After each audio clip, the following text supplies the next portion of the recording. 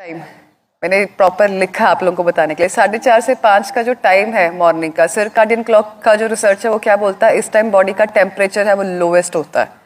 ठीक है, अब ऐसे में अगर आप एसी में सोएंगे तो आपको upper respiratory tract infection, sinus जैसी प्रॉब्लम, ठीक है, कोल्ड, कफ, रिनाइटिस, ये होने के चांसेस सबसे ज्यादा है। ये जो चीजें हम बता रहे हैं ना, एक बार 1 महीने के लिए करके देखो सारे। ठीक है, तो जो 4:30 से 5 का टाइम है, इस टाइम में अगर आप घर में एसी लगा रहे हो या आप तेज फैन में सो रहे हो तो बंद कर दो, बंद करके सो के देखो। ठीक है, 6 बजे का टाइम है, जो 6 AM का मॉर्निंग का टाइम है, वो आपका जो कॉर्टिसोल हार्मोन है, जो कि स्ट्रेस इंड्यूसिंग हार्मोन है, वो हाईएस्ट होता है।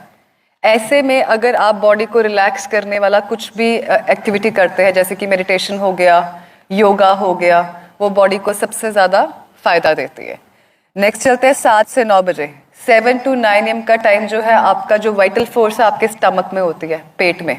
तो मैक्सिमम जो आपके डाइजेस्टिव जूसेस हैं वो 7 से 9 बजे के बीच में बॉडी में रिलीज होते हैं। तो 7 से 9 बजे के बीच में अगर आप दिन का पहला मील खाते हैं तो सबसे अच्छा डाइजेशन उसका होता है, सबसे ज्यादा उसका गुड आउटकम आता है। 7 बजे जो है आपका बीपी भी फ्लक्चुएट करता है। अच्छा, कोई जिसने कभी भी हार्ट इंस्टीट्यूट में काम किया हो उसको पता होगा, जो 7 बजे का टाइम है, अक्सर स्ट्रोक आना है किसी पेशेंट को, या जिस पेशेंट की टेंडेंसी है या हार्ट की बीमारी है, उनको 7 बजे के टाइम के आसपास टेंडेंसी रहती है फ्लक्चुएशंस की।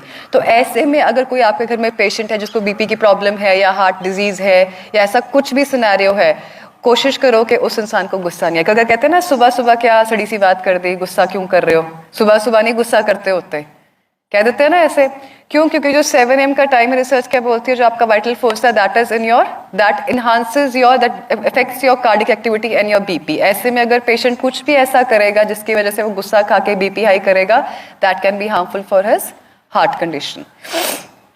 9 से 11 सर्काडियन क्लॉक क्या कहता है, आपकी बॉडी का टेस्टोस्टेरोन लेवल सबसे ज्यादा हाई है। तो अगर आपको कोई भी ऐसा फोर्स वाला वर्क करना है, एक्टिविटी करना है, जैसे जिम वर्कआउट करना है, ठीक है, तो ये वाला जो आपका टाइम है वो बेस्ट है। तो इसी तरह जो आपका दिन का सारा साइकिल है वो सर्काडियन के हिसाब से एक क्लॉक बना हुआ है।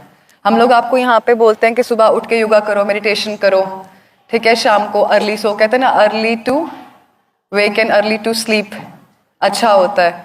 तो ये पैटर्न्स क्यों बने, ये आपकी बॉडी के छोटी छोटी चीजों को सिंक्रोनाइज करने के लिए। देखो, ह्यूमन बॉडी ना एक मशीनरी की तरह काम करती है।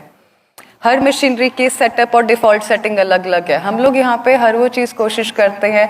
इंटीग्रेटेड का मतलब ही यही होता है कि हर चीज को कंबाइन करके यूज करना जो पेशेंट के लिए बेनिफिशियल हो।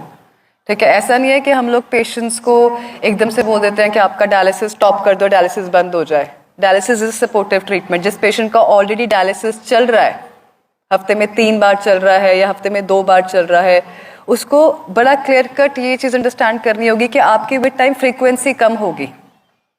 10 दिन में डायलिसिस बंद नहीं होगा, 10 दिन में जो है किडनी की फंक्शनिंग इंप्रूव होगी। किडनी की फंक्शनिंग इंप्रूव होगी तो धीरे धीरे जो डायलिसिस की रिक्वायरमेंट है टॉक्सिन्स को रिंस करने की, वो अपने आप ऑटोमेटिकली स्लो डाउन होती जाएगी। ठीक है जी। और इसका जो मार्कर है, आप लोग अक्सर क्रेटिनिन को लेके, यूरिया को लेके बॉदर करते हैं। ठीक है, जो आपका किडनी की फंक्शनिंग का मार्कर है वो आपका GFR होता है, जो है आपका ग्लोमेरुलर फिल्ट्रेशन रेट, कि आपकी किडनी कितना फिल्टर कर रही है। कैंसर के पेशेंट्स पे आ जाते हैं। कैंसर का पेशेंट है कोई हमारा यहाँ पे? कोई भी नहीं है।